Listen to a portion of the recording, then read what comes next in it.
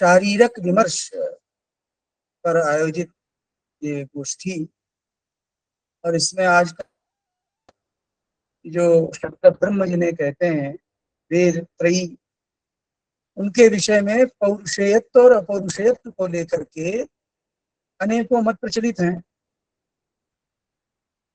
और इन मतों का ऐसा विशद निरूपण मैंने इसके पहले नहीं देखा।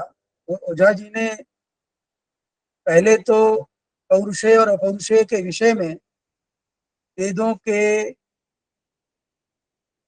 पौरुषेयत्व और अपौरुषेयत्व के विषय में 6 मतों का प्रतिपादन किया है सामान्य रूप से, और फिर उनके अवान्तर विभाग के रूप में 42 मत दिखलाए। मैं यद्यपि मुझे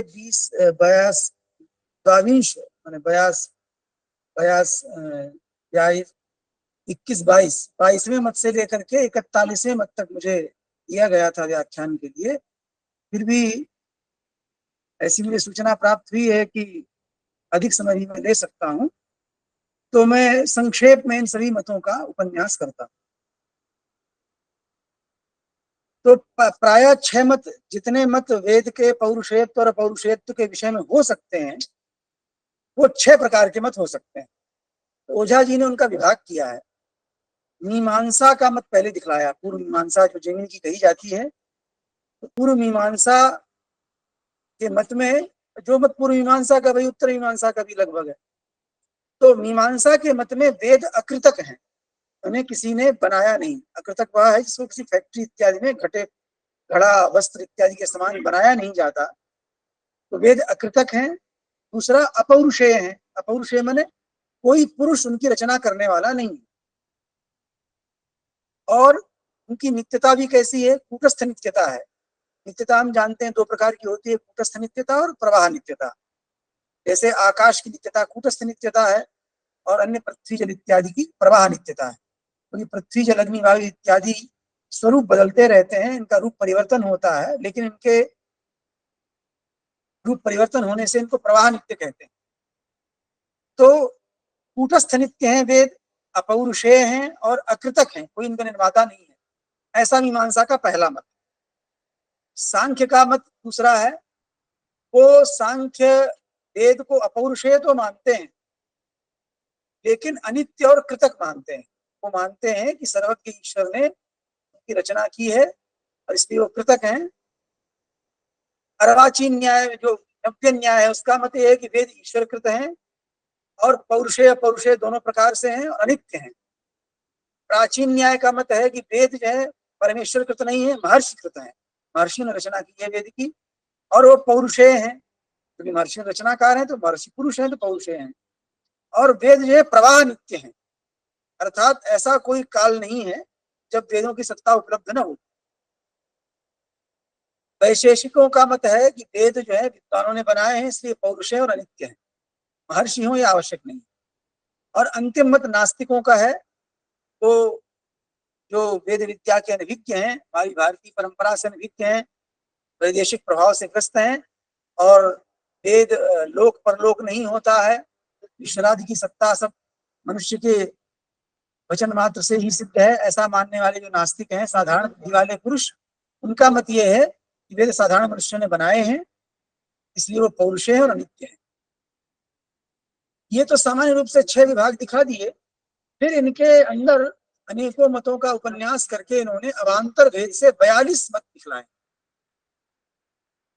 इन 42 मत में इन्होंने, मैंने इन्हीं 6 प्रकार के विभागों का अवान्तर विभाग जो है 42 मतों में होता है।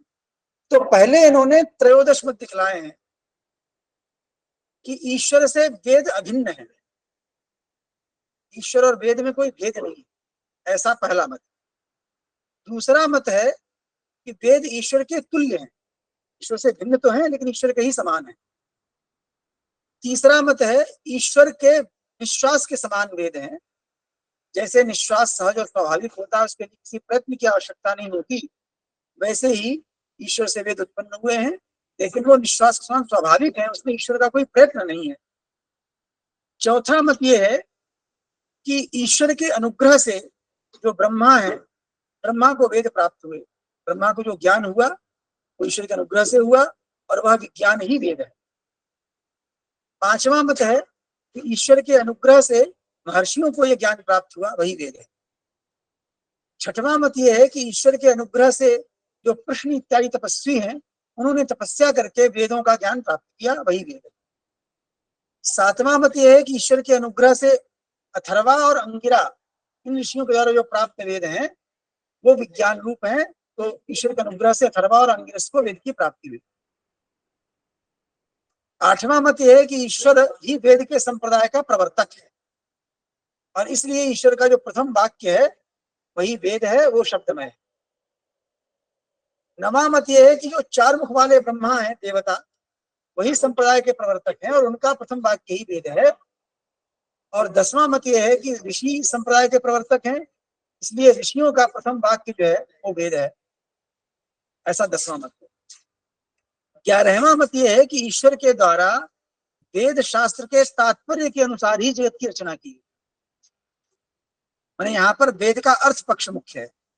12वां मत यह है कि ईश्वर ने वैदिक शब्दों से ही जगत की रचना की। 11वां मत था कि वेद के अर्थ के अनुसार जगत की रचना की, वेद के तात्पर्य के अनुसार। और 12वां मत यह है कि ईश्वर के द्वारा वैदिक शब्दों के उच्चारण से ही जगत की रचना की। 13वां मत यह है ईश्वर के द्वारा वेद शास्त्र के द्वारा पूर्व कल्प में जैसी सृष्टि थी, प्रत्येक कल्प के आदि में उस पूर्व कल्प के सृष्टि का स्मरण करके तादृश सृष्टि का ही स्मरण, तादृश सृष्टि की रचना की जाती है। इसलिए वेद शास्त्र की सत्ता सिद्ध है। तो ईश्वर के द्वारा पूर्व कल्प में रची गई सृष्टि का स्मरण किया जाता है वेद शास्त्र के द्वारा और तदनंतर अगले कल्प में जगत की सृष्टि की जाती है। ऐसा ये 13वां मत। अब ईश्वर के द्वारा किए गए वेद हैं, इसमें फिर इन्होंने अवान्तर में 7 मत ईश्वर के द्वारा किए गए वेद हैं, इसमें इसी मत को 7 प्रकार से उपन्यस्त किया। प्रत्येक कल्प में सृष्टि के आरंभ में, जब प्रलय के अनंतर कल्प का आरंभ होता है, तो सृष्टि के आरंभ में ईश्वर जगत की रचना करना चाहते हैं। तो पहले पहले वो जगत की रचना करने से पहले वेद का आविर्भाव करते हैं।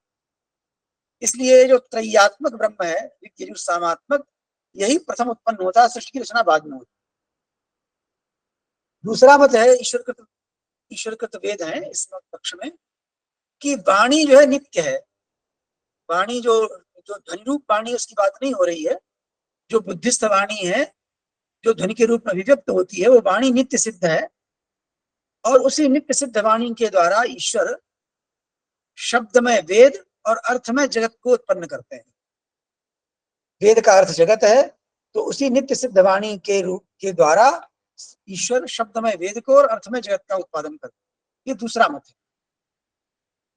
तीसरा मत ये है कि उपादान का आश्रय न लेकर के, जैसे कुलाल में जो कुम्हार होता है, उसको अगर घड़ा बनाना हो तो उपादान चाहिए, मिट्टी चाहिए, वैसे ही ईश्वर को किसी अन्य उपादान की आवश्यकता नहीं होती। यदि उपादान की आवश्यकता मानेंगे तो ईश्वर उस उपादान सामग्री के अधीन हो गया, फिर प्रश्न उठेगा उस उपादान को किसने बनाया, तो अनवस्था दोष होगा और ईश्वर की स्वतंत्रता भी नहीं रहेगी। तो उपादान के बिना ही ईश्वर अपनी इच्छा से वेद को और जगत दोनों को बना देता है। ईश्वर की इच्छा ही उपादान है, अन्य उसको अपने से पृथक उपादान की आवश्यकता नहीं। अपनी इच्छा शक्ति से ही वेद और जगत का उत्पादन करते हैं। जैसे पुराणादि में इस प्रकार के वचन उपलब्ध होते हैं, यस्य ब्रह्मादयो देवा वेदा लोकाश्चराचरा नाम रूप विभेदेन फलव्याचकलयात्ता। श्रीमद् भागवत में महेंद्र मोक्ष स्तोत्र में श्लोक आता है कि यस्य ब्रह्मादयो देवा वेदा लोकाश्चराचरा नाम रूप विभेदेन फलव्याचकलयात्ता। जिस परमेश्वर की थोड़ी सी कला से ब्रह्मा देवता वेद समस्त चराचर लोक बना दिए जाते। तो उपादान के बिना ही ईश्वर अपनी इच्छा से वेद और जगत को उत्पन्न करता है। चौथा मत यह है कि वेद को रचना करके ईश्वर वेद संप्रदाय की प्रवृत्ति करने के लिए प्रजापति ब्रह्मा और महर्षियों को प्रवृत्त करते हैं। भगवान की प्रेरणा से ब्रह्मा और महर्षि वेद के संप्रदाय का प्रवर्तन करते हैं। वेद के रचयिता ईश्वर ही हैं, लेकिन वेद का संप्रदाय के रूप में संसार में प्रवर्तन ब्रह्मा और उसके उपरांत ब्रह्म महर्षियों के द्वारा होता। पांचवा मत यह है कि ईश्वर ने अपनी इच्छा से तो वेद को बनाया, लेकिन बनाया अग्नि, वायु और सूर्य के माध्यम से। ईश्वर ने अग्नि, वायु और सूर्य के माध्यम से 3 वेदों को बनाया, जैसा कि मनुस्मृति इत्यादि में वचन मिलता है, अग्नि वायु रविस्तु त्रयं ब्रह्म सनातनम तदोह यज्ञ सिद्ध्यर्थम यजुस्साम लक्षणम। उसी का उपन्यास किया ओझा जी ने। ईश्वर ने स्वेच्छया एतेभ्यो अग्नि वायु सूर्येभ्यो वेदान अजनयत। ईश्वर ने अपनी स्वेच्छा से ही अग्नि, वायु और सूर्य से वेदों को उत्पन्न किया। छठवां मत यह है कि ईश्वर ने सूर्य की प्रधानता दी इस मत में, कि अग्नि, वायु, सूर्य में सूर्य ही प्रधान है, इसलिए सूर्य से ही वेद को उत्पन्न किया, अग्नि वायु उसी के अंतर्गत। सातवां मत दिया, ईश्वर ने अपनी इच्छा से यज्ञ पुरुष से वेदों को उत्पन्न किया, जैसा कि पुरुष सूक्त में आता है, तस्मात् यज्ञात् सर्वभूतः ऋचः सामानि यज्ञिरे। जो सर्वभूत यज्ञ है, यज्ञ पुरुष है, उसी से वेद की उत्पत्ति की ब्रह्मा ईश्वर ने। ऐसे 7 मत दिए गए। तो ये 7 मत थे ईश्वर के द्वारा साक्षात वेद की रचना करने के संबंध में। अब ईश्वर ने अब अपने अवतार के माध्यम से वेदों की रचना की, इस विषय में 5 मत इन्होंने और दिए। तो पहला, ईश्वरावतारो ब्रह्मा वेदान प्रादुर्भावयामास। ईश्वर के अवतार जो ब्रह्मा है, जैसा कि उपनिषद में वचन मिलता है, ऋग्वेद का ही मंत्र उपनिषद में उद्धृत है, यो ब्रह्माणम यो वेदांश प्रणो। यो ब्रह्मा को वेद का प्रवर्तन करते हैं, वेद की प्रेरणा करते हैं। यो वेदांश प्रणो तस्मै। तो ईश्वर का अवतार ब्रह्मा और उसके द्वारा वेद की उत्पत्ति कराते हैं। दूसरा मत है कि ईश्वर का अवतार जो मत्स्यावतार है, मत्स्यावतार में भगवान ने मत्स्य का अवतार लेकर के मनु आदियों को, तो प्रलय काल में लुप्त हो गया था वेद का ज्ञान, वो फिर से उद्धार करके मनु आदि को उपदेश किया। तीसरा यह है कि अग्नि, वायु, सूर्य जो है वो ईश्वर के ही अवतार हैं। ईश्वर ही अग्नि, वायु और सूर्य के रूप में अवतीर्ण होकर के पृथक पृथक ऋग, साम और यजु वेद की उत्पत्ति करता है। चौथा मत वही है, ईश्वरावतार सूर्य, इसमें अग्नि वायु की प्रधानता नहीं है और सूर्य की प्रधानता है, क्योंकि सूर्य से ही अग्नि वायु की उत्पत्ति हुई है, ऐसा आगे चल करके बताएंगे। बृहद देवता का मतलब धृत किया है ओझा जी ने। तो ईश्वर के अवतार जो सूर्य हैं, उन्होंने 3 वेदों को उत्पन्न किया। और 5वां वही ईश्वरावतार जो यज्ञ है सर्वहुत, जिसमें सभी की आहुति दी जाती है, ऐसे सर्वाहुत्यात्मक जो यज्ञ है उससे वेदों की उत्पत्ति होती है। ऐसा इनका 5 मत इन्होंने ईश्वरावतार से उत्पन्न होने वाले। अब इसके बाद कहा कि 7 मत ऐसे हैं जो कहते हैं कि ईश्वर की कोई आवश्यकता नहीं है, प्रकृति से ही सब कुछ उत्पन्न होता है, तो प्रकृति से ही सृष्टि होती है, तो सृष्टि अंतर्गत वेद है, प्रकृति के अंतर्गत ही वेद भी उत्पन्न हो जाते हैं। तो इस प्रकार से प्रकृति से ही वेद सिद्ध होते हैं। इस पक्ष में 7 मतों का उपयोग किया। इसमें वही बात कहते हैं, अग्निवायु सूर्य से हुए, लेकिन ये अग्निवायु सूर्य कैसे हैं? ईश्वरावतार नहीं है, ये प्रकृति में ही अग्निवायु सूर्य उत्पन्न हो जाते हैं। प्रकृति के अंतर्गत ही प्रकृति सिद्ध पदार्थ है अग्निवायु सूर्य, और इनसे 3 वेद अभिन्न है। दूसरा मत वही है, प्रकृति से सिद्ध पदार्थ सूर्य है, उससे ही वही सूर्य 3 वेदों के रूप में परिणत हो गया है। तीसरा मत यह है कि यज्ञ ही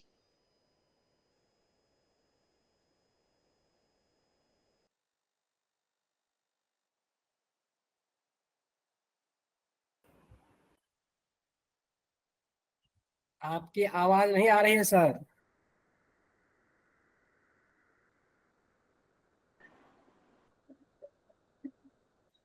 कुलदीप सर, आपकी आवाज नहीं आ रही है। ध्वनि न आगतम महोदय। वेद है, वेद में यज्ञ का ही निरूपण है, यज्ञ 3 वेदों में परिणत हो गया है। चौथा ये है कि काल। 5वां मत ये है कि सृष्टि के आदि में ये 3 वेद प्रकृति के द्वारा स्वयं ही उत्पन्न हुए, ये 5वां मत। 6वां मत ये है कि 3 लोक हैं, भू, भुवा और स्वः। इन 3 लोकों से ऋग, यजु और साम, इन वेदों की उत्पत्ति। 7वां मत ये है कि 3 जो छंद हैं, 3 जो स्तोम हैं और 3 जो सवन हैं, इनसे वेद उत्पन्न हुए, 3 वेद। ये 7 मत हुए। फिर महर्षि के द्वारा, महर्षियों ने वेदों की रचना की, ऐसे 7 मत पुनः हैं। उन 7 मतों में इन्होंने पहला मत रखा कि अथर्वांगिरस जो महर्षि हैं उन्हीं का वाक्य वेद है। तो यहाँ पर वेदों के प्रवर्तक अथर्वांगिरस ऋषि। दूसरा मत रखा अजप्रश्नी नाम के ऋषि हुए, उनके वाक्य वेद हैं, जिनके पुष्टि में निरुक्त का पद वाक्य उद्धृत किया गया है, तांस तपस्यमानान ब्रह्म स्वयंभू अभ्यानर्षत। तीसरा मत उद्धृत किया अपांतरतमः नाम के ऋषि हैं, उनके ही वाक्य वेद हैं। चौथा मत उद्धृत किया नैष्ठिक ब्रह्मचर्य संपन्न जो ऊर्ध्वरेता 88,000 ऋषि हैं, उनके ही वाक्य वेद हैं। पांचवा मत उद्धृत किया कि सभी ऋषि नहीं, जो सप्तर्षि हैं वशिष्ठ इत्यादि, उन सप्तर्षियों का वाक्य ही वेद है। छठवां मत उद्धृत किया स्वर्ग में रहने वाले जो भिन्न भिन्न दिव्य ऋषि हैं, माने देवता भी हैं और ऋषि भी हैं, ऐसे दिव्य ऋषियों के वचनों से ही वेदों का संग्रह किया गया। सातवां मत यह है कि मंत्र ब्राह्मण और वेद नाम ध्येय हम जानते हैं, तो सातवें मत में यह कहा कि ईश्वर ने मंत्र भाग की रचना की और अग्नि, वायु और सूर्य ने ऋषि के रूप में उनके संप्रदाय का प्रवर्तन किया। और जो ब्राह्मण भाग है, वो ब्राह्मण भाग तो जिन जिन ब्राह्मणों के नाम से है, वही ऋषियों ने ब्राह्मण बनाया। जैसे शतपथ ब्राह्मण, काठक ब्राह्मण, तो काठक कठ इत्यादि जो ऋषि हैं प्रवक्ता, वही उनके निर्माता। ये 5 मत हो गए।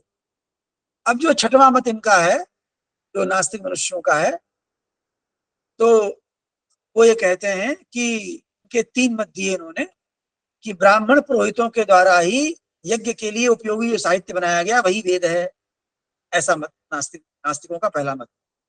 साधारण मनुष्यों का दूसरा मत यह है कृषि गणानाम आदि युगीय भाषायाम व्याहृता वेदा। जैसा कि हम सुनते आ रहे हैं, इतिहास जो पढ़ने वाले विद्यार्थी हमारे वो जानते होंगे कि वैदेशिकों ने ये कहा कि कृषक थे पहले हमारे पूर्वज, और उन्होंने देखा कि वर्षा हो रही है, बिजली चमक रही है, बिजली गिर रही है, इन सब कारणों से उन्होंने इनको ही देवता मान लिया। तो कृषकों के द्वारा आदि युगीय भाषा में वेदों का रचना की गई। और तीसरा जो चारवाकों का मत प्रसिद्ध मत है, त्रयो वेदस्य कर्तारः भंड धूर्त निशाचराः, उसी मत को उद्धरण किया है कि नास्तिक मनुष्यों का तीसरा मत ये है कि जो भंड हैं, धूर्त हैं, राक्षस हैं, उन्होंने ही वंचना के लिए वेदों की रचना कर। इस प्रकार से 42 मत इन्होंने बताए हैं संक्षेप में। तो अब मैं संक्षेप में इनको सबको बता दिया। अब मैं अपने 22वें मत से विस्तार से रखता हूं। तो इनमें जो 22वां मत है, वो 22वां मत ये है, उसमें इन्होंने तत्व चिंतामणि नाम का जो नैयायिकों ग्रंथ है, तत्व चिंतामणि का मत उपन्यस्त किया है। तत्र 22 मतम यथा मत्स्यावतारेणायम उद्धृतो वेदः यथा मणिकारः। तो तत्व चिंतामणिकार ने इस 22वें मत में मत्स्यावतार भगवान ने वेदों का उद्धार किया, इस मत को इन्होंने पूर्व पक्ष के रूप में रखा है। पूर्व पक्ष क्या है? पूर्व पक्ष ये है कि बिना शरीर के वेद की रचना कैसे होगी? जितने ग्रंथ होते हैं सब का रचनाकार कोई शरीर ही होता है, तो बिना शरीर के रचना कैसे होगी? तो ननु अशरीरात कथम वेद घटादि शब्द व्यवहार संप्रदाय। वेद घट इत्यादि जो शब्द हैं उनका संप्रदाय कैसे प्रवृत्त होगा बिना शरीर के? शरीर तो होना चाहिए। तो इसके उत्तर में मणिकार ने, तत्व चिंता मणिकार जो गंगेशोपाध्याय हैं, उन्होंने एक पक्ष रखा पूर्व पक्ष के। उन्होंने कहा कि सृष्टि के रूप में अधिष्ट के द्वारा, कर्मा जो दृष्ट है उसके द्वारा जो मत्स्यावतार भगवान ने धारण किया, उसके द्वारा और अधिष्ट के सहकार से ही प्रयत्न किया, और इस प्रयत्न से उन्होंने 3 मत्स्यावतार धारण करके अपने मत्स्यावतार में कंठतालवाद से शब्द का उच्चारण किया और वेद की उत्पत्ति हुई। तो इस मत में इन्होंने कहा कि ये भूतावेशन न्याय है, माने पंच महाभूतों का एक आवेश से मत्स्यावतार धारण किया और उससे मनवादि को उपदेश किया।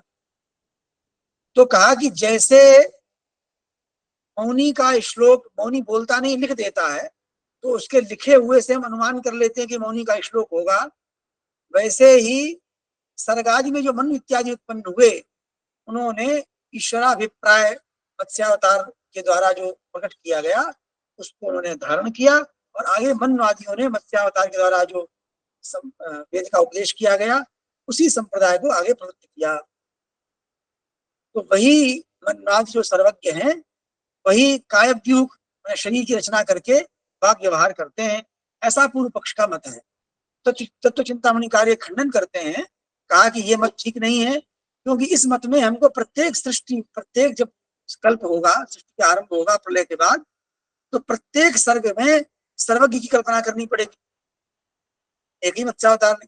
तो प्रत्येक सृष्टि में एक सर्वज्ञ ईश्वर होगा, वो उपदेश करेगा। तो इस कल्पना में गौरव है, तो सृष्टि तो अनंत काल से चली आ रही है, तो अनंत सर्वज्ञों की कल्पना करनी पड़ेगी, इसलिए ये ठीक नहीं है।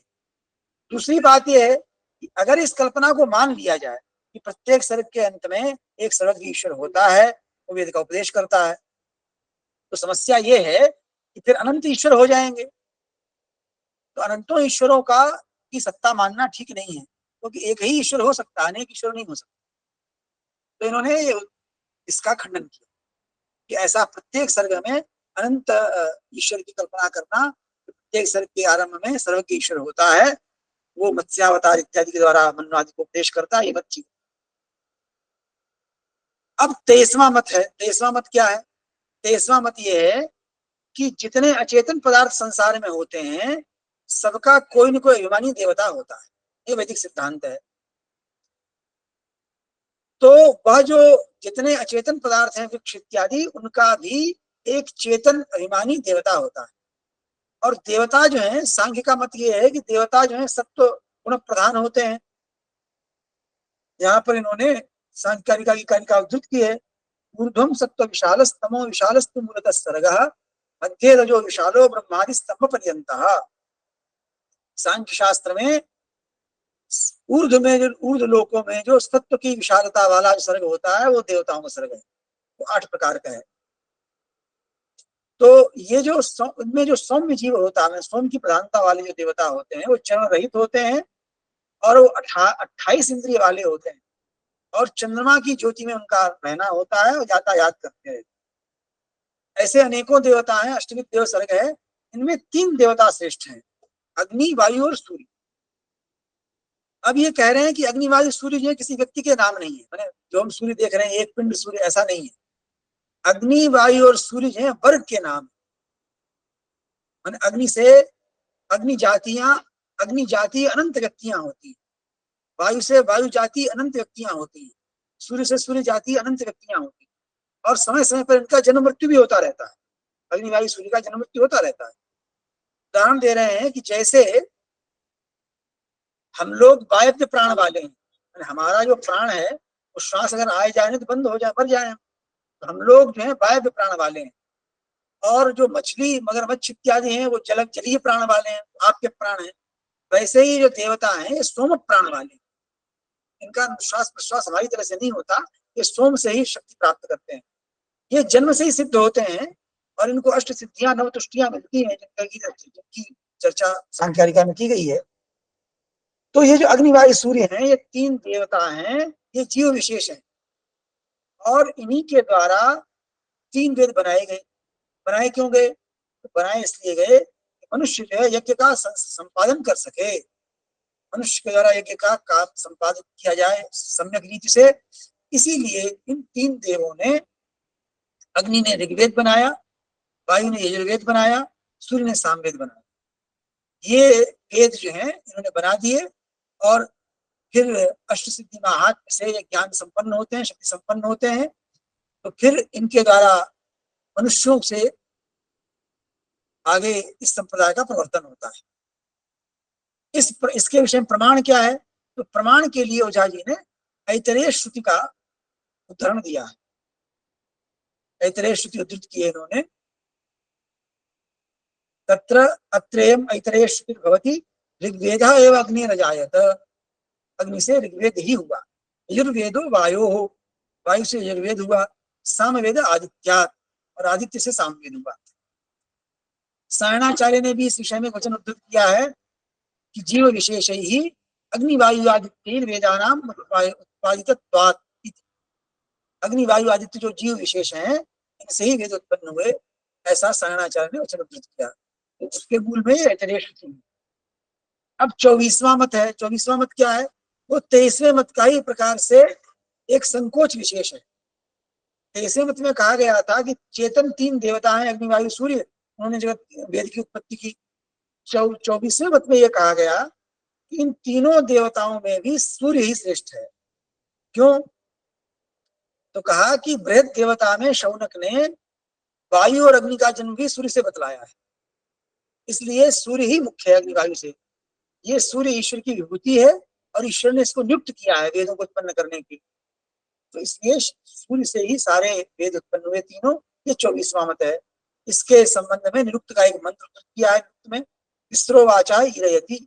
ये जो रवि है, ये रवि ही 3 प्रकार की जो ऋक् साम यजु आत्मक वाणी है इसकी प्रेरित करता है। पंचविंशम मतम, अब 25वां मत वही है जिसके विषय में में कहा गया है, तस्मात् यज्ञात् सर्वभूत ऋचः सामानि यज्जिने छन्दांसि यज्जिने तस्मात् यजुस् तस्मात् अजायत।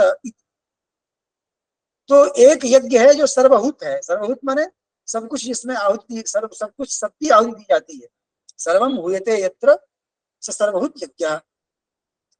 सर्वाहुत्यात्मक जो यज्ञ है वो सृष्टि यज्ञ के पहले होता है, उसी सृष्टि की उत्पत्ति होती है। उस यज्ञ का अभिमानी जो विष्णु है, पुरुष है, उसी ने इन वेदों को उत्पन्न किया। उसी सर्वभूत यज्ञ से ऋचाएं हुई, साम हुए, छंद हुए और यजु भी हुआ, ऐसा कहकर के पुरुष के मंत्र को उद्धृत किया है। तो सर्वाहुत्यात्मक यज्ञ से यज्ञाभिमानी जो विष्णु है, देवता है, उसने इन वेदों को उत्पन्न किया। 26वां मत क्या है? तो 25वें मत तक इन्होंने कहा कि वेदों को ईश्वर सिद्ध कर दिया गया, ईश्वर से उत्पन्न हुए वेद।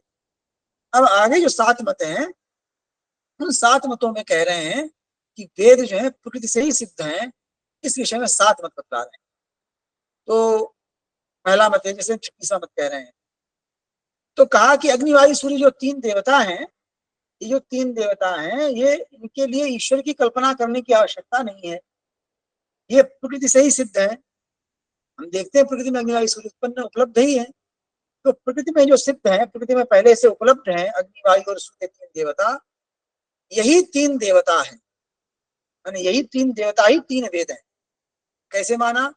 तो कहा कि इन 3 अग्नि वायु और सूर्य का ही प्रतिपादन तीनों वेदों में किया जाता है, और वेदों में भी अग्न्यादि शब्द का व्यवहार होता है।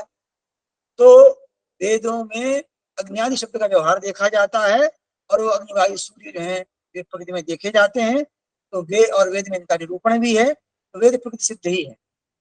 और इस विषय में इन्होंने अथर्व संहिता से एक मंत्र उद्धृत किया है, जिसमें कि वेदों का और इन देवों का अभेद दिखलाया गया। ये अरवांग उतवा पुराणे वेदम विद्वांसम अभितो वदन्ति आदित्यमेव ते परिवदन्ति सर्वे अग्निम द्वितीयम तृतीयं च हंसम। आदित्य, अग्नि और हंस, इन 3 को ही जो लोग, जो विद्वान वेद का उच्चारण करते हैं, वो समझ लो इन 3 का ही निरूपण करते हैं। ऐसा अथर्ववेद संहिता से 10 कांड का इन्होंने 8वां। 27वां मत फिर वही है कि वेद ही सूर्य है, सूर्य ही वेद है। सूर्य और वेद में भेद नहीं, अभेद है। जैसे कि आगम शास्त्र में पृथ्वी इत्यादि पदार्थों का व्याख्यान होता है, पृथ्वी पर उपलब्ध पदार्थों का व्याख्यान होता है, वैसे ही ये जो निगम शास्त्र वेद है, शास्त्र 2 भागों में बांटा, आगम और निगम। आगम आदि में पृथ्वी पदार्थों का जैसे व्याख्यान होता है, वैसे ही जो निगम शास्त्र वेद है, उसमें सूर्य और सूर्य से संबंध रखने वाले सभी पदार्थों का विशेष रूप से निरूपण होता है। तो एक बहुत अच्छी पंक्ति लिखी यहाँ पर ओझा जी ने। मैं समझता हूँ सभी जो सत्य विद्या के जिज्ञासु हैं उनको इसको याद कर लेना चाहिए। सौरभ ब्रह्मांडमय जगत विज्ञानम एव एष वेदो नाम शास्त्रम। ये वेद क्या है? ये जगत का विज्ञान है। कैसा जगत? सौरभ ब्रह्मांडमय जगत विज्ञानम एव एष वेदः नाम शास्त्रम। ये जो सूर्य संबंधी ब्रह्मांड है, ये अथवा सारे ब्रह्मांड सूर्य संबंधी है, तो सौर ब्रह्मांड में जो जगत है, इस जगत का विज्ञान ही वेद है। अतएव ईश सूर्य त्रयी विद्या वेद श्रूयते। इसलिए सूर्य को ही हम त्रयी विद्या संबंधी वेद कहते हैं।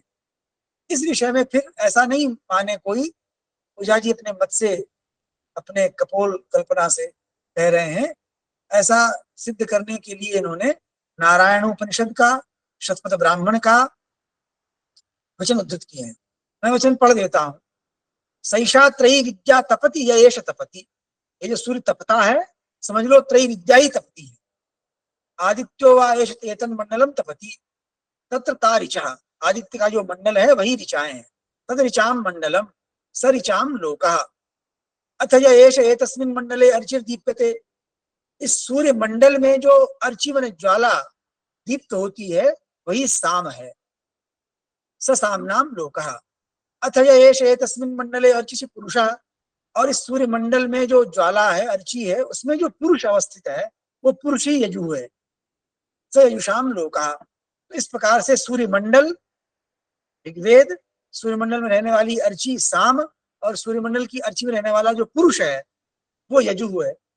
इस प्रकार से सैषा त्रयी विद्या तपति, सूर्यमंडल में रहने वाली अर्ची और उस अर्ची में रहने वाला पुरुष, इस प्रकार से ऋक साम और यजु का ही प्रतिपादन होता है। तो सूर्य जो तपता है समझ लो त्रयी विद्या ही तपता, ऐसा नारायणोपनिषद का मत दिया है।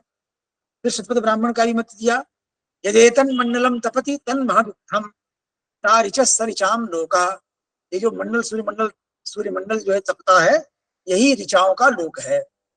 अथ यदि तद अर्चिर दीप्यते, इसमें जो अर्ची दीप्त होती है वही महाव्रत है, वही साम है। अथ एष एतस्मिन् मंडले पुरुषः सोऽग्निः। और सूर्यमंडल में रहने वाला जो पुरुष है वही अग्नि है और वही तानि यजुंषि, वही यजुर्वेद है।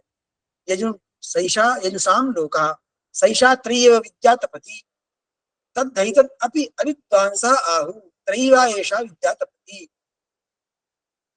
इसको न जानने वाले ही कहते हैं कि ये त्रयी विद्या ही तपती है। भागे वही तत् पश्यन्ति वदति। वस्तुतः ये जो सूर्य है कहा कि यही पश्यन्ति वाणी है। और ये तो आगम वाले जानते ही हैं कि सूर्य ही सारे संसार में जो ध्वनि व्याप्त है उसका कारण सूर्य ही, इसीलिए सूर्य को रवि कहते हैं, रव करने के कारण। ये आगम का विषय, इसमें नहीं जाता। शतपथ ब्राह्मण का वचन दिया, मंडल में ऋचा। संक्षेप में सूर्य मंडल ही ऋचा है। सूर्य मंडल में रहने वाली जो अर्ची है ज्वाला है वही साम है और सूर्य मंडल में जो अवस्थित पुरुष है वही यजुर्वेद है। मंडल में ऋचा अर्चि सामानी पुरुषो यजुंषि। 28वां मत दिया इन्होंने। 28वां मत क्या है? यज्ञ ही वेद है, वेद ही यज्ञ है, अर्थात यज्ञ में और वेद में अभेद है। इसमें तर्क क्या दिया कि सारा जो वेद है यज्ञ के स्वरूप का ही निरूपण करता है और यज्ञ में जो होता, उद्गाता और उद्धरी होते हैं, जो यज्ञ के संपादक होते हैं, तो यज्ञ के 3 रूप हैं। होता संबंधी कर्म हौत्र है, उद्गाता संबंधी कर्म उद्गात्र है और अध्वर्य संबंधी कर्म आध्वर्य है। ये तीनों जो यज्ञ के रूप हैं ये बिना मंत्र के संपन्न नहीं हो सकते। तो तीनों जो कर्म है हौत्र, उद्गात्र और आध्वर्य, ये तीनों कर्म मंत्र साध्य हैं और वो मंत्र ही तो वेद हैं। तो इसलिए यज्ञ का निरूपक होने से, वेद का अर्थ होने से वेद और यज्ञ में अभेद हुआ और फिर वे यज्ञ के कर्म के संपादक होने से जो मंत्र रूप, शब्द रूप जो वेद है वह भी हुआ। तो अर्थ रूप, अर्थ यज्ञ है, अर्थ का निरूपक वेद है, इसलिए अर्थ की दृष्टि से यज्ञ में और वेद में अभेद है। और यज्ञ में जो कर्म होते हैं वो कर्म मंत्र साध्य हैं, इसलिए शब्द में वेद भी यज्ञ है। तो शब्द में, अर्थ में वेद का शब्द भी यज्ञ, वेद का अर्थ भी यज्ञ। श्रूयते चैवम, शतपथ ब्राह्मण का उदाहरण दिया, ब्रह्म वै यज्ञः सैषा त्रयी विद्या यज्ञः एतावान वै सर्वो यज्ञो यावान एष त्रयो वेदाः। जितना 3 वेदों का विस्तार है उतना ही यज्ञ का विस्तार है, उतना ही यज्ञ, उससे अधिक नहीं। इस प्रकार से 28वें मत में इन्होंने वेद और यज्ञ की अभेद का निरूपण किया कि जो वेद है वही यज्ञ है, जो यज्ञ है वही। 29 मतम, 29वां मत दिया कि काल चक्र से ही, अलग से बहुत कल्पना करने की आवश्यकता नहीं है, सबके मूल में काल चक्र है। काल चक्र से प्रजापति होता है, प्रजापति जगत का प्रपंच निर्माण करता है। तो जैसे प्रजापति से आरंभ करके समस्त जगत का जो विस्तार है वो काल चक्र की गति से अपने आप उत्पन्न होता है और यह वेद भी काल चक्र के अनुसरण करने से उत्पन्न होता है। तो वेद भी चूंकि काल चक्र के सृष्टि के अंतर्गत ही वेद है, तो काल चक्र से प्रजापति, प्रजापति जगत प्रपंच और जगत प्रपंच के अंतर्गत रहने वाला वेद भी कालचक्र का अनुसरण करके ही उत्पन्न होता है। इसके प्रमाण में कोई ये न माने अपनी कल्पना से कह दिया, तो इसके प्रमाण में अथर्ववेद का साक्षात 4 मंत्र जुट हैं। मैं पढ़ देता हूं। सप्त चक्रा वहति काल एषः, सप्तास्य नाभिरमृतं तक्षः, स इमा विश्वा भुवनान्यर्वां, कालस्यते प्रथमो देवः। काल ही प्रथम देव है, वही चेष्टा करता है। कालो ह सर्वस्येश्वरो यः पितासि प्रजापते, तेने शितम तेन जातम तदु तस्मिन् प्रतिष्ठितम। ये सबका शासक है और प्रजापति का भी पिता है। कालो ह ब्रह्म भूत्वा विभर्ति परमेष्ठिनम, काल ही ब्रह्म होकर मैंने वेद होकर के परमेष्ठी को भरण पोषण करता है, मैंने ब्रह्मा को सृष्टि के उपयोगी ज्ञान को प्रदान करता है। काल प्रजा असृजत कालो अग्रे प्रजापतिम, काल ही वेद होकर के ब्रह्मा का भरण पोषण करता है, ब्रह्मा को ज्ञान से पुष्ट करता है। काल ही प्रजाओं की रचना करता है, काल ही प्रजापति की रचना करता है। काले है भव्यम भूतंच मंत्रो जनयत पुरा, काल में ही भव्य और भूत है, मंत्र की व्युत्पत्ति है। और अंत में बहुत ही स्पष्ट वचन है, कालाद ऋच भवन, कालाद ऋच समभवन, यजु कालाद जायत, काल से ऋचाएं हुई और काल से यजु यजु हुआ।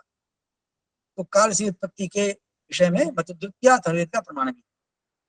त्रिंशम मतम, अब तीसरा मत दिया। तीसरा मत क्या है? तीसरा मत यह है कि जैसे बिना वक्ता की अपेक्षा के कोई विद्या उपदिष्ट नहीं हो सकती। यदि विद्या को उपदेश करना है तो उपदेशकर्ता कोई पुरुष होना चाहिए। तो जैसे नाना अलौकिक विद्याओं का उपदेशक कोई पुरुष होता है, वैसे ही यह वेद मनुष्य के द्वारा उपदिष्ट किए गए हों ऐसी संभावना नहीं है। क्यों नहीं संभावना? उदाहरण दिया कि जैसे पर्वत समुद्र इत्यादि जो पदार्थ हैं बनाए तो गए हैं, लेकिन मनुष्य के द्वारा, मनुष्य की शक्ति नहीं है कि वो समुद्र इत्यादि पदार्थों को बना सके। वैसे ही वेद का जो निर्माण है वो भी मनुष्य के द्वारा संभव नहीं है। प्रकृति के प्रभाव से ही स्वयं वेद उत्पन्न होता है, क्योंकि वेद में जैसा ज्ञान है वैसा किसी पुरुष को हो। सृष्टि के आदि में पुरुष ही नहीं था, तो पुरुष कैसे बनाएगा? सृष्टि के आदि में वेद निर्माण नहीं कर सकता पुरुष, क्योंकि पुरुष की शक्ति भी नहीं है और सृष्टि के आदि में पुरुष है भी नहीं। यदि तावद ईश्वरा कश्चित अभ्युपगम्येत, कहा कि चलो मान लें कि सृष्टि के आदि पुरुष नहीं है, लेकिन ईश्वर तो है जो सृष्टि की रचना करने वाला है। तो सृष्टि का कर्ता, सृष्टि के आरंभ में ईश्वर को ही मान लिया जाए। अगर वह वेद की रचना करने वाला हो ऐसा मत मान लें, तब क्या समस्या है? तो इन्होंने उत्तर दिया कि समस्या ये है कि अगर ऐसा कोई ईश्वर मान भी लिया जाए तो ईश्वर जो है क्लेश कर्म विपाकाशय से अपरामृष्ट होता है, जैसा योग सूत्र का मत है, क्लेश कर्म विपाकाशय अपरामृष्टा पुरुष विशेष ईश्वर। तो ईश्वर जो है वो क्लेश कर्म विपाक और आशय से अपरामृष्ट है, उसमें कोई क्लेश नहीं है, कर्म विपाक नहीं है और कोई चित्त में संस्कार भी नहीं है, राग द्वेष भी नहीं है। तो प्रवृत्ति करेगा क्यों? क्योंकि प्रवृत्ति का कोई प्रयोजन होना चाहिए। उसको न कोई राग है, न कोई द्वेष है, न कोई संस्कार है, तो वेद करेगा नहीं वो, और न जगत बनाएगा। तो फिर ये बने कहां से? इसका उत्तर ये मत देता है कि जैसे सूर्य चंद्र पृथ्वी इत्यादि जो भाव हैं प्रकृति में अपने आप ही उत्पन्न हो गए, वैसी संभावना की जाती है कि वेद भी अपने आप उत्पन्न हो गया। क्योंकि ईश्वर अगर हो भी सर्वज्ञ कोई, तो वो राग द्वेष से शून्य है, प्रवृत्ति निरपेक्ष है, उसको कोई संस्कार नहीं है, उसको प्रेरणा ही नहीं होगी, क्यों बनाएगा वेद? क्यों बनाएगा जगत? बनाएगा ही नहीं। तो इसलिए प्रकृति में जैसे सूर्य चंद्र पृथ्वी इत्यादि अपने आप उत्पन्न हो गए, वैसे ही वेद भी उत्पन्न हो गया। त्रिविधा विश्व पदार्थ व्यवतिष्ठन्ते। अब विश्व में 3 प्रकार के पदार्थ होते हैं। मैंने प्रश्न ये है कि जैसे सभी पदार्थ उत्पन्न होते हैं विश्व में प्रकृति से, वैसे वेद भी उत्पन्न हो गया। तो वेद इनमें यहाँ किस पदार्थ में, किस कोटि में आएगा, ये प्रश्न। तो उत्तर दिया कि विश्व में 3 प्रकार के पदार्थ होते हैं, नित्य सिद्ध, नित्य सिद्धा, प्रकृति जाता, पुरुष कृताश्च। 3 प्रकार के विश्व में पदार्थ होते हैं, नित्य सिद्ध पदार्थ और प्रकृति से उत्पन्न होने वाले पदार्थ और पुरुषों के द्वारा बनाए गए पदार्थ। तो उत्तर दिया कि आकाशादय अनुत्पन्ना नित्या, आकाशादि जो पदार्थ हैं वो नित्य हैं, और सूर्य चंद्र पृथ्वी इत्यादि वो स्वयं उत्पन्न हुए हैं, वो प्रकृति से उत्पन्न हुए हैं। और जो घटपट गृह छत्र इत्यादि पदार्थ हैं, घड़ा वस्त्र छाता इत्यादि, घर इत्यादि, इनको पुरुष बनाते इसलिए पौरुषे हैं। तो कहा कि ऐसा माना जाता है कि 3 प्रकार के पदार्थ हैं, लेकिन कहा कि वस्तुतः अगर सूक्ष्म दृष्टि से देखें तो जो भेद है ये केवल व्यवहार चलाने के लिए व्यवहारिक बुद्धि से बना लिया गया है। सूक्ष्म दृष्टि से तो अगर हम देखें तो कोई भी पदार्थ ऐसा नहीं है जो नित्य हो और उत्पन्न हो, क्योंकि सारे पदार्थ उत्पन्न ही होते हैं, चाहे आज हो चाहे किसी परार्ध काल में, मतलब बहुत पहले काल में हुए हो। सारे जगत के पदार्थ हैं, उनका जन्म होता है, उनकी मृत्यु होती है, उनका स्वरूप होता है, उनके स्वरूप की संघटना होती है, उन्हें आकार प्रकार होता है, उनका एक स्वभाव होता है, और अगर उनमें चेतनता है तो मनोवृत्ति है, चेष्टा होती है। ये सब अनित्य होते हैं और ये सब प्रकृति के अधीन है, प्रकृति परतंत्र है। इसलिए जैसे सभी परतंत्र उत्पन्न होते हैं, वैसे ये वेद भी, जैसे आकाश हुआ, पृथ्वी हुआ, वैसे ही यह भी एक प्रकृति सिद्ध पदार्थ है और ये कल्पना नहीं है। इस विषय में स्तुति भी सुनी जाती है। शतपथ ब्राह्मण का वचन उद्धृत किया है, सैषा त्रयी विद्या प्रथमं जायते यथैवादौ अमुत्रा अजायतैवम्। ये जो त्रयी विद्या है यही पहले उत्पन्न होती है। और एक महाभारत का शांति पर्व में कपिल का वचन उद्धृत किया है, वेदा प्रमाणम लोकानाम न वेदा पुस्तक प्रदाः। वेद ही लोगों के लिए प्रमाण है, तो अगर सृष्टि के पहले नहीं होंगे तो प्रमाण कैसे होंगे लोगों के लिए? इसलिए वेद बाद में नहीं किए गए, न वेदा पुस्तक प्रदाः पहले किए गए, पहले उत्पन्न हुए थे। ये कपिल का वाक्य और शतपथ ब्राह्मण का वाक्य इससे सिद्ध किया कि प्रकृति में पहले उत्पन्न हुआ वेद। अब 31वां अध्याय का 3 मतम, लोकत्रयतो वेदत्रयम् उदपद्यत। 3 लोकों से 3 वेदों की उत्पत्ति। पृथ्वी से ऋग्वेद उत्पन्न हुआ, अंतरिक्ष से यजुर्वेद उत्पन्न हुआ और जुलोक से सामवेद उत्पन्न हुआ। ऐसा क्यों माना? उत्तर दिया कि इन तीनों लोकों में जो पदार्थ हैं उनकी विद्याओं का ही इन वेदों में क्रम से उपदेश किया गया। इसको सिद्ध करने के लिए मंत्र उद्धृत कर रहे हैं कि ऋग्वेद के प्रारंभ में अग्नि की स्तुति की गई है, अग्निमीळे पुरोहितम। तो ये जो अग्नि है पार्थिव अग्नि है। कैसे जाना पार्थिव अग्नि है? तर्क दिया, अत्र पुरोहितम यदि पृथ्वी लोकलिंगम। पुरोहित तो पृथ्वी में ही होगा ना, पुरोहित जो वचन है वो पृथ्वी लोक का लिंग है। पुरोहितम वचन से सिद्ध हो रहा है यहाँ जिस अग्नि की स्तुति की जा रही है वो पृथ्वी लोक पर प्राप्यमान अग्नि। अथ यजुर्वेदस्य आदौ अंतरिक्षदेव एष वायुरभिनीयते। यजुर्वेद के प्रारंभ में अंतरिक्ष का जो देवता वायु है उसका ही नाम लिया जाता है। ईशेत्वा ऊर्जेत्वा वायवस्थ, तो वायु का नाम लिया जा रहा है। ये वायु क्या है? ओझा जी कहते हैं कि ये वायु भी अग्नि विशेष का ही नाम है, क्योंकि आगे कहते हैं अग्नि व्रतपते व्रतम चरिष्यामि, तो ये वायु भी अग्नि विशेष ही है। और सामवेद के आरंभ में द्युलोक का जो देवता अग्नि है उसकी प्रार्थना की जाती है, अग्नि आया ही गीतये। तो अग्नि कहा कि यहाँ पर जो आया ही है वो द्युलोक का लिंग है, क्योंकि अगर पृथ्वी पर अग्नि की स्तुति की जा रही है तो ये क्यों कहेंगे हे अग्नि आओ? तो द्युलोक से पृथ्वी पर आगमन जो है उसकी प्रार्थना की जा रही है। अगर द्युलोक पर, अगर पृथ्वी पर ही अग्नि की स्तुति की जा रही होती तो ऐसा नहीं कहते हे अग्नि गीतये आया ही। तो आया ही कहने से हे अग्नि तुम आओ, इससे प्राप्त होता है कि द्युलोकस्थ अग्नि को पृथ्वी पर आने की प्रार्थना हो। तो सामवेद के प्रारंभ में द्युलोक स्थानीय द्युलोक है, द्युलोक का देवता जो अग्नि है उसकी प्रार्थना की जाती है। अब इसके लिए इन्होंने छांदोग्योपनिषद का वचन उद्धृत किया, प्रजापति लोकान अभ्यतपत। प्रजापति ने इन तीनों लोकों को अपने तप से तप्त किया। तेभ्या अभितप्तेभ्या त्रयी विद्या संप्रास्रवत। इन तीनों तप्त हुए लोकों से 3 विद्याएं ऋग यजुर साम जो है ये उत्पन्न हुआ। ताम अभ्यतपत, जब उस 3 विद्याओं को तपा ऋग यजुर साम को, तस्या अभितप्ताया एतान्यक्षराणि संप्रास्रवंत। इन तीनों वेदों के को तपस्या करने, इनको तपाने से, तपस्या से भूर्भुवः स्वः, ये 3 अक्षरों की उत्पत्ति का प्रस्ताव हुआ। 32 मतम, अब 32वां मत बतला रहे हैं कि जैसे 3 लोक हैं, भूर्भुवः स्वः, 3 छंद हैं और 3 स्तोम हैं, 3 सवन हैं, वैसे ही ये 3 वेद होते हैं। इसका विशेष विस्तार नहीं किया, पूजा जी ने यहाँ लिखा है कि येषां विशिष्य व्याख्यानं वेद समीक्षायां सप्तमे वेद धर्म व्याख्याने च अस्माभिः कृतम् अस्ति इति जिज्ञासुभिस्तत्र द्रष्टव्यम्। हमने इसका विशेष व्याख्यान जो है वेद समीक्षा में सप्तम वेद धर्म व्याख्यान में हमने किया है, इसलिए जिज्ञासु वहीं विस्तार से देखें। तो जैसे लोक में वैसे ही लोक के समान वेद तीनों वेदों के अनुबंध हैं। जैसे लोक में 3 सवन होते हैं, वैसे ही 3 बार स्नान करके यज्ञ होता है, 3 बार यज्ञ होता है, सुबह दोपहर शाम सोम के सवन से, वैसे ही वेद त्रयानुबंध भी देखी जाती है।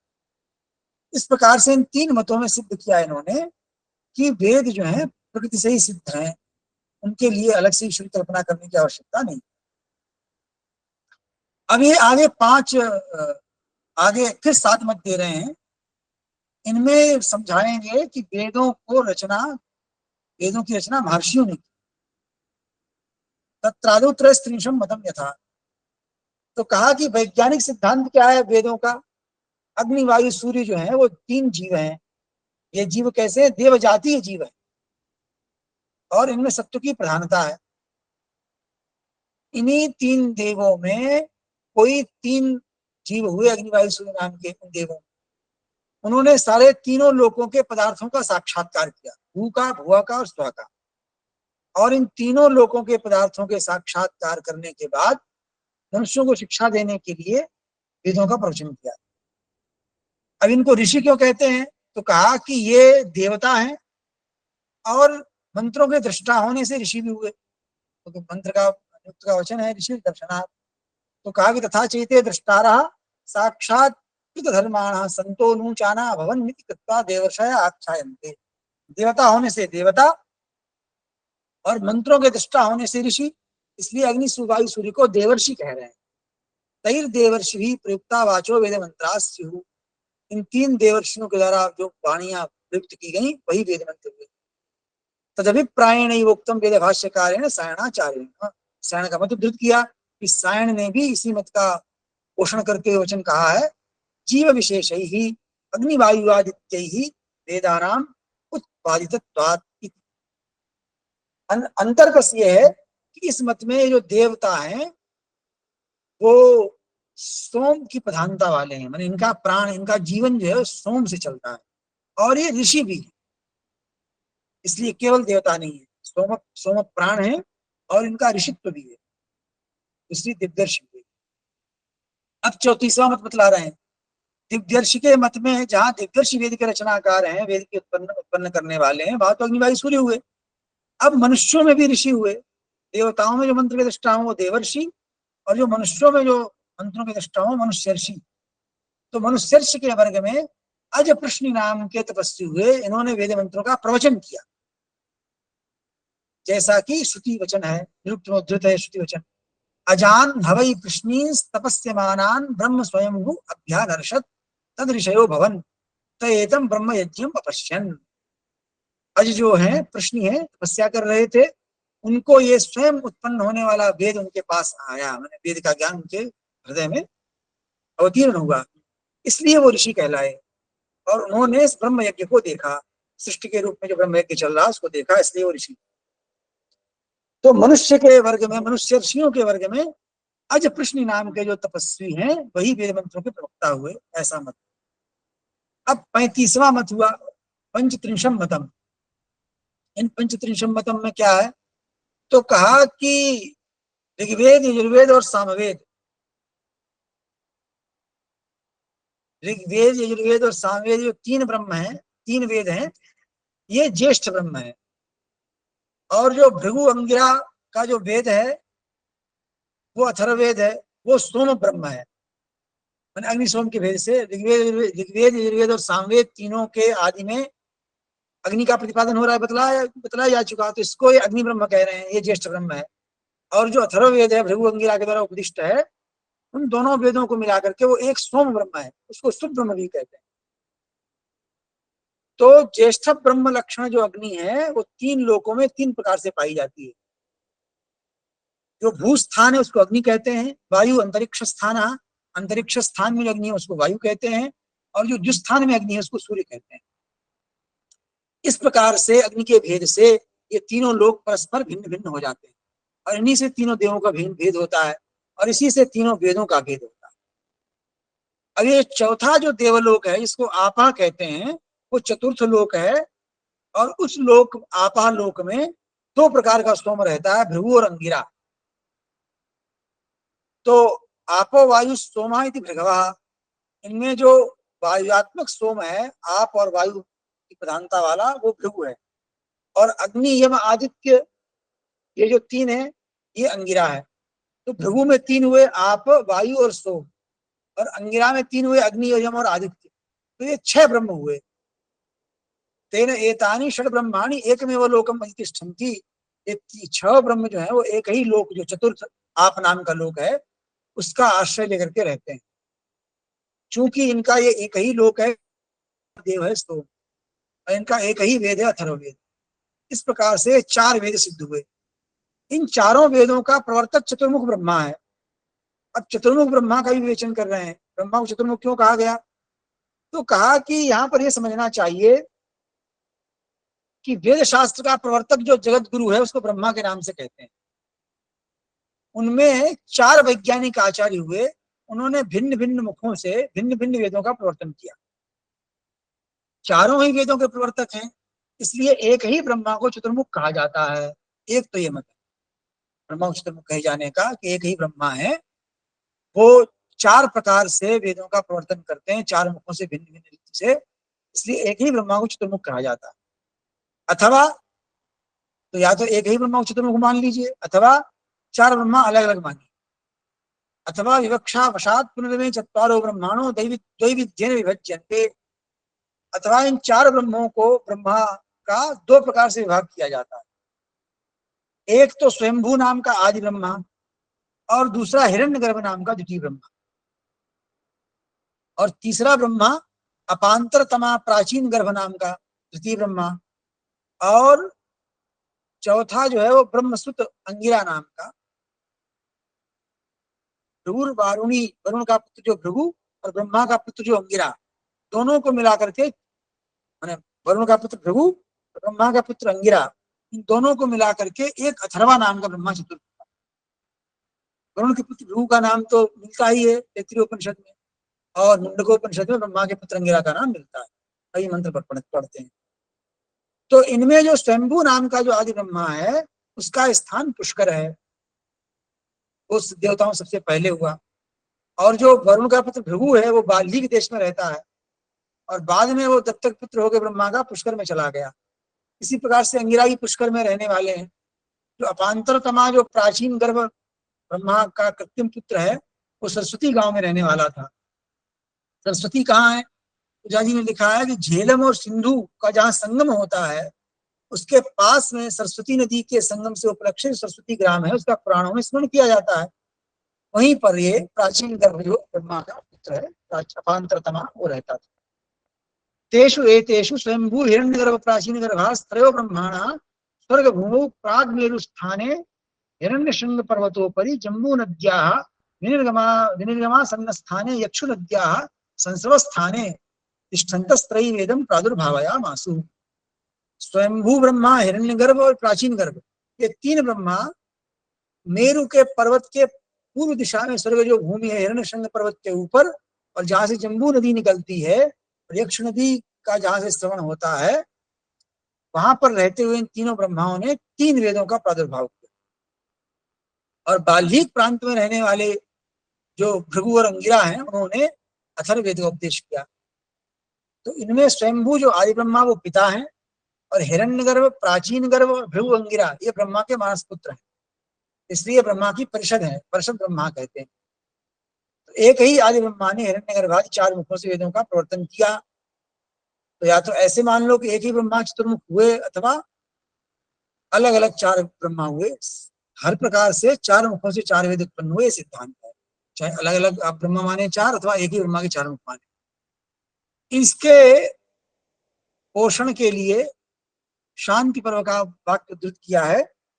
अपांतरतमाश्चैव वेदाचार्यस्तौच्यते प्राचीन गर्भम तमृषिम प्रवदन्ति है केचन। वेदाचार्य अपांतरतमा कहे जाते हैं, उनको कोई कोई प्राचीन गर्भ ऋषि भी कहते हैं। ये शांति पर्व का श्लोक उपनिषद का देव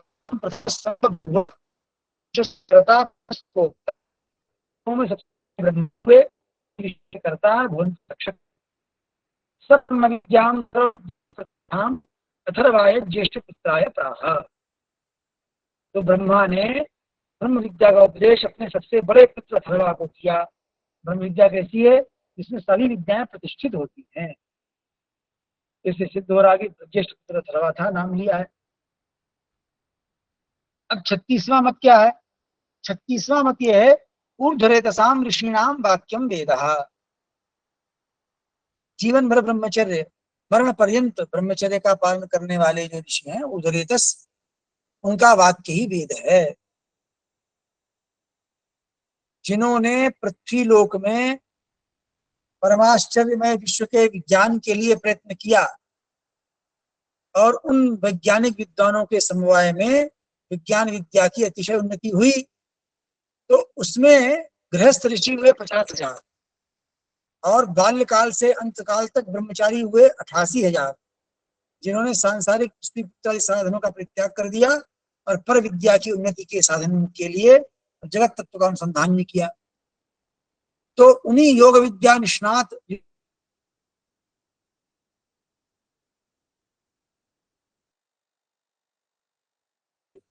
वो वेद शास्त्र है। तो इन्हीं योग विद्या निष्णात और योग दृष्टि वाले है, यही वेद शास्त्र के रूप में हमें आज प्राप्त होता है। ऐसा अत्यंत काल बीत जाने के बाद भी, दीर्घ काल में भी जिस वेद के समकक्ष कोई शास्त्र किसी के द्वारा आविर्भूत नहीं कर पाया गया, ऐसा ही हमारा गौरव स्थान है। ऐसा ही जो वेद शास्त्र है, ये इन्हीं ऋषियों के गवेषणा का फल है। महाभारत के सभा पर्व के अध्याय से उद्धृत किया है, 88 सहस्राणि ऋषीणाम ऊर्ध्वरेतसाम प्रजावताम च 50 ऋषीणाम पांडव। जो संतानोत्पादन करके वंश परंपरा चलाने वाले 50,000 ऋषि हुए और 88,000 ऋषि हुए ऊर्ध्वरेता। ब्रह्म कल्पे पुरा ब्रह्मन, ये भी महाभारत के शांति पर्व श्लोक हैं।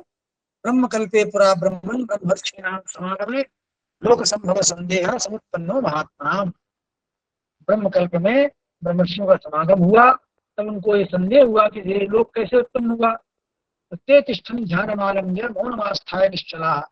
जगत के संभव के कारण की तलाश करने के लिए ध्यान लगाया और मौन रह करके, शरीर को निश्चल करके, आहार को छोड़ करके, वायु का पान करके दिव्य वर्ष तक उन्होंने तपस्या की, दिव्य 100 वर्षों तक। तब उनको ये वैदिक वाक जो है उनके कान में पड़ी, उनको श्रुति गोचर हुई। तेषाम ब्रह्ममयी वाणी सर्वेषाम श्रोत्रमागमत् दिव्या सरस्वती तत्र स्वं बभूव नमस्कलात्। वहां पर दिव्य सरस्वती। फिर इसके बाद उन्होंने शतपथ ब्राह्मण से मंत्र उद्धृत किए हैं। यो वै ज्ञातो नूचानस्य ऋषिरार्षेयः एष वै ऋषिरार्षेयो यः शुश्रुवान्। वही ऋषि है जिसने श्रुति को सुना। तस्मादितद् ऋषिणाभ्यनुक्तम्, ऋषि द्वारा प्रवचन किया गया। तदेतद् ऋषि पश्यन् नभ्यनुवाच, ऐतरेय ब्राह्मण का ऋषि ने देखते हुए फिर उसका प्रवचन भी किया। ये वैते न ऋषय पूर्वे प्रेतास्ते वै कवयः तानेव तदभ्यति वदत्। ये पहले ऋषि हो गए, वही कवि हैं, वो ये मंत्र कहता है। फिर मैत्रायणी ब्राह्मण को उद्धृत किया। नमो ऋषिभ्यो मंत्रकृद्भ्यो मंत्रविद्भ्यो मंत्रपतिभ्यः माम ऋषयो मंत्रकृतो मंत्रविद प्रादुर्दैवी वाचम अध्यासम। मंत्र की रचना करने वाले, मंत्र के वेत्ता, मंत्र के स्वामी ऋषियों को प्रणाम है। और ये जो मंत्रकृत और मंत्रवेत्ता ऋषि हैं, उन्होंने हमको जो दैवी वाणी दी, वो हमसे अतिक्रांत न हो, हमसे दूर न जाए, ऐसी प्रार्थना। याम ऋषयो मंत्रकृतो मनीषिणः अन्नैच्छन् देवास् तपसा श्रमेण। मंत्र को बनाने वाले ऋषि मनीषी और देवताओं ने तपस्या रूपी श्रम के द्वारा जिसकी इच्छा की गई, ताम दैवीं वाचम हविषा यजामहे, उस दैवी वाणी को हम हवि के द्वारा यजन करते हैं। सानो दधातु सुकृतस्य लोके, वो इस लोक में हमारे लिए सुकृत का आधान करे। फिर सुश्रुत का वचन उद्धृत किया। सुश्रुत संहिता, सुश्रुत संहिता में कहा गया ऋषि वचनाच ऋषि वचनम वेदः। ऋषि का वचन ही वेद है। यथा किंचित यज्ञार्थम मधुर आहारेत, जैसे कोई यज्ञ आदि के लिए मधुर का आहरण करता है, वैसे ही ऋषि के वचन को के बिना यज्ञ संपन्न नहीं होता, वो ऋषि का वचन ही वेद है। ऐसा सुश्रुत संहिता का वचन किया। सप्तत्रिंशम मतम। अब 37वां मत बतला रहे हैं। 37वां मत क्या है? वशिष्ठादि सप्तर्षि वाक्यम वेदः। वशिष्ठादि सप्तर्षियों का वाक्य ही वेद है। सभी ऋषियों को नहीं माना इन्होंने। जो सप्तर्षियों का समूह है वो अनेक प्रकार का होता है। तो वह कहा कि तत्र त्रयो मुख्या वेद प्रवर्तका, गोत्र प्रवर्तका, सृष्टि प्रवर्तका।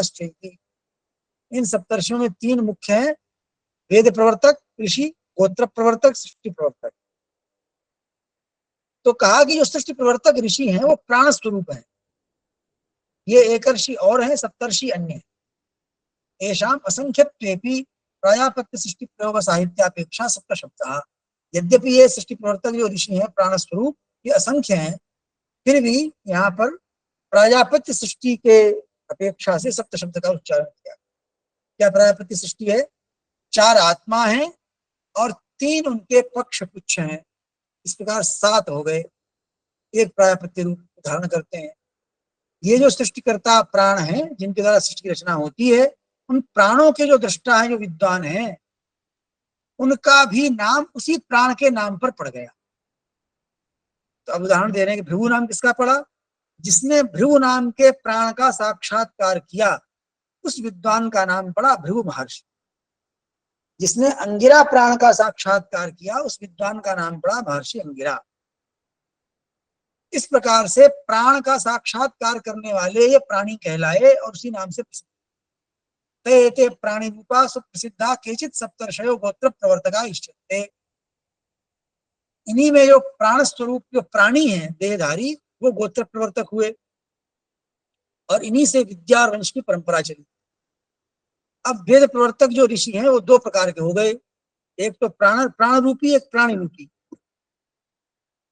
शब्द लक्षण वांग्मय वेदानाम शास्त्र संज्ञानाम प्राणी विधारी प्रवर्तका। जो शब्द रूपी वेद हैं जिनका हम उच्चारण करते हैं उनके प्रवर्तक जो ऋषि हैं वो प्राणी हैं, प्राणी विधान। और जो अग्नि लक्षण वांग्मय वेद हैं जिनको पहले बताया अग्नि वायु रवि से जो वेद का सिद्धि हुई, वो जो अग्नि लक्षण वांग्मय वेद हैं उनके ऋषि प्रवर्तक कौन है? वो प्राण स्वरूप है। तेषाम च प्राण विधानाम वा बहुविधानि नामानि श्रूयन्ते। ये प्राण प्राण प्राण वाले ऋषि हैं, जो प्राण स्वरूप ऋषि है, प्राणों को ही ऋषि कह दिया। और एक प्राण वाले शरीरधारी जो प्राणी है उनको ऋषि कहा। इनके नाम अनेकों प्रकार से मिलते हैं। इन्होंने 12-13 के नाम दिए, यथा भृगु, अंगिराः, अत्रिः, कश्यपो, मारीचः। कश्यपो मारीचः ने मरीच के पुत्र कश्यप। मत्स्यः, वसिष्ठः, अगस्त्यः, विश्वामित्रः, पुलस्त्यः, पुलह, क्रतुः, दक्षः। ये 12 ऋषियों के नाम दिए। इत्येवम आदीनि, ऐसे और भी हैं। इत्येवम आदीनि एतेषाम् एव मत्स्य भिन्नानां पुलस्त्यादि भिन्नानां च गोत्रेषु वंश परंपराया वेद विद्या प्रचारः प्रायेण पितृसम बहुस्तम नैरंतरेण आसीत् इति विज्ञायते। मत्स्य से भिन्न और पुलस्त्यादि और मत्स्यादि नाम वाले जो ये हैं, इनके गोत्रों में वंश परंपरा से वेद विद्या का प्रचार हुआ। तो कहा कि इनमें कवि गोत्र में मूल पुरुष की प्रसिद्धि ज्यादा होती है, जिससे गोत्र का प्रवृत्ति होती है। तो इसलिए गोत्र प्रवर्तक के रूप में वशिष्ठ, अगस्त्य, अत्रि और कश्यप की प्रसिद्धि अधिक। क्वचित्तु मूल पुरुष वंशधर सम प्रसिद्धि। कहीं कहीं जो मूल पुरुष है और वंशधर है दोनों की समान प्रसिद्धि हो जाती है। जैसे कि विश्वामित्र, मधुच्छंदो देवरातयोश्च। जैसे कि मधुच्छंदा विश्वामित्र भी है, देवरात भी है, दोनों की प्रसिद्धि हो गई। अच्छा, क्वचित पुनर्वंशधराणाम भूयसी प्रसिद्धि।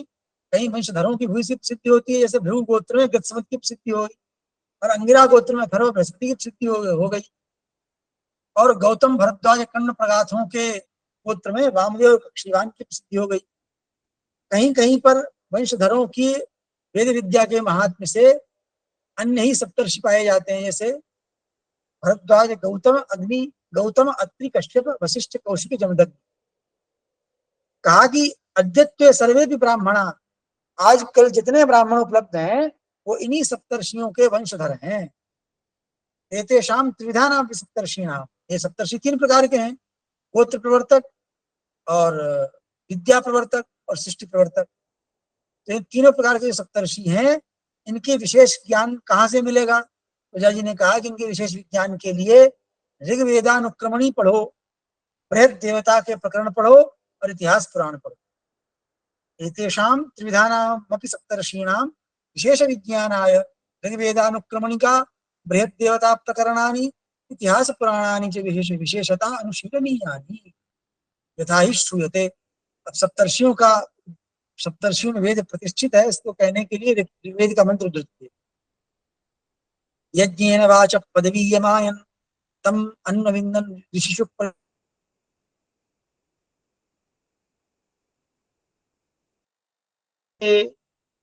ऋषियों में प्राप्त वाणी पदवी के द्वारा इन धातु में प्राप्त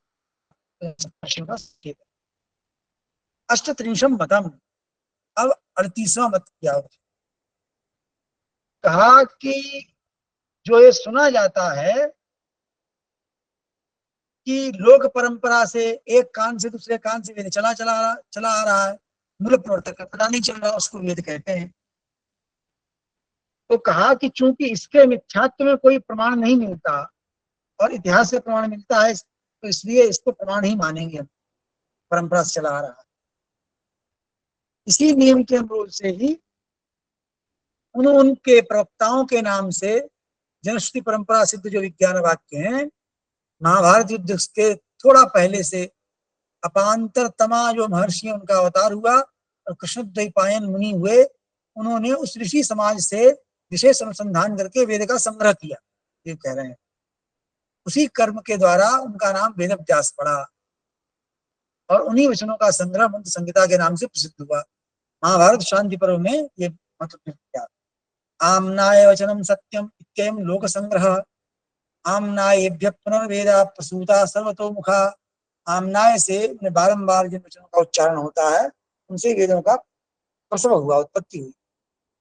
फिर महाभारत शांति पर्व में फिर कह रहे हैं आम्नाय मार्षम पश्यामि यस्मिन् वेदाः प्रतिष्ठिताः तम विद्वांसो नु पश्यन्ति ब्राह्मणस्यानुदर्शनात्। ब्राह्मण के मार्गदर्शन में विद्वान लोग उसको देखते हैं, उस आमनाय को हम आर्ष रूप में देखते हैं जिसमें वेद प्रतिष्ठित हैं। तो क्या ये मत हुआ? मत ये हुआ कि भिन्न भिन्न ऋषि समाजों में जो धर्म विज्ञान के प्रवाद प्रसिद्धि को प्राप्त थे उनका संग्रह किया, वही वेद हुआ। उनका संग्रह दो तरह से किया, अपांतरतमा ने किया और कृष्णद्वैपायन। अपांतरतमा महर्षि का ही अवतार हुआ कृष्णद्वैपायन के रूप में, और उन्होंने ऋषि समाज में जो वचन उपलब्ध थे उनका संग्रह किया और तभी नाम का वेद व्यास था। 39 मतम। अब 39वां मत कहते हैं कि वेद शब्द से दो पाए जाते हैं, मंत्र और ब्राह्मण। तो वहां पर मंत्र संहिता ही वेद है। तत्र मंत्र संहिताया एव इदं वेदत्वम् अध्यवसेयम् मंत्राणाम ईश्वर प्रोक्तत्वात्। जो मंत्र संहिता वही वेद है, मंत्र ही ईश्वर प्रोक्त हैं। और जो ब्राह्मण ग्रंथ हैं वो वेद नहीं है, क्योंकि वो ईश्वर प्रोक्त नहीं है, वो ऋषि प्रोक्त हैं।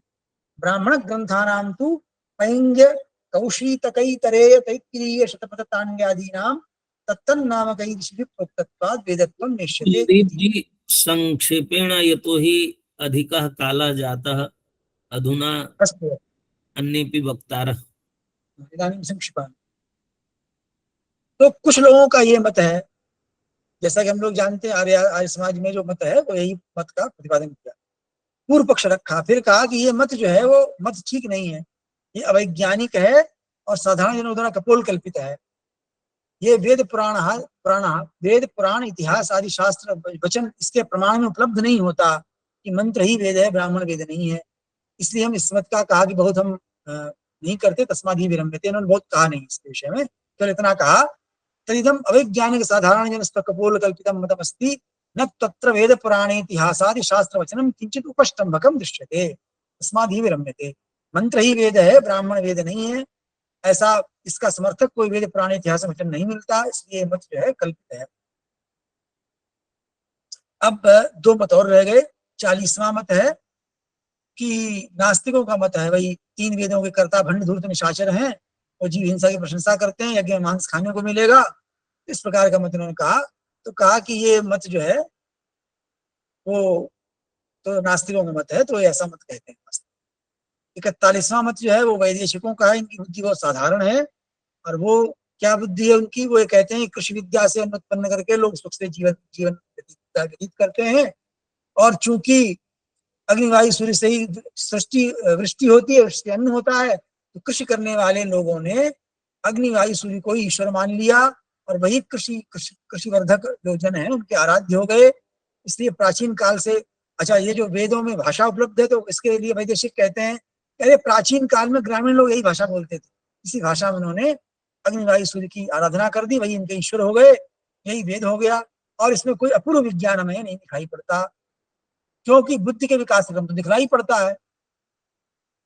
तो बुद्धि के विकास क्रम दिखलाई पड़ता है, क्यों दिखलाई पड़ता है? तो कहा कि उपनिषद के